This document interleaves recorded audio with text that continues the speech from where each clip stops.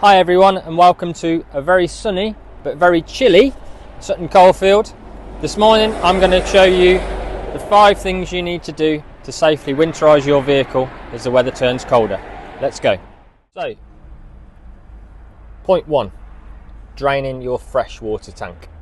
On most motorhomes you can drain your fresh water tank down either with the switch here, which will drain it down to 20%.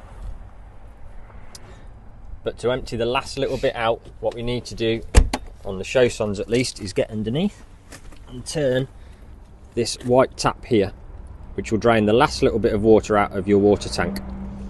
On some of the Pilo motorhomes, it's simply a case of pulling the plug out of the bottom of the fresh water tank and then popping it back. Point number 2, this is a nice easy one, draining your grey water. You'll do this regularly anyway, but just to be sure, let's make sure this grey water tank's empty. On the show sons it's just a case of pulling that back. Point number 3, opening your taps. With your pump on, open your taps. Once the water stops, leave your tap open. That will mean if any water does freeze anywhere, it's not going to do any damage to the pipes. Point number 4, removing your shower head.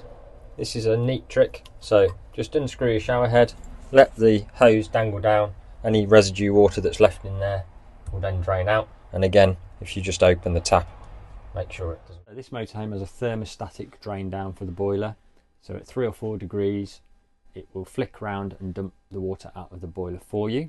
I'll show you that now. So in normal operation it will look like this. So this blue part here will be sideways.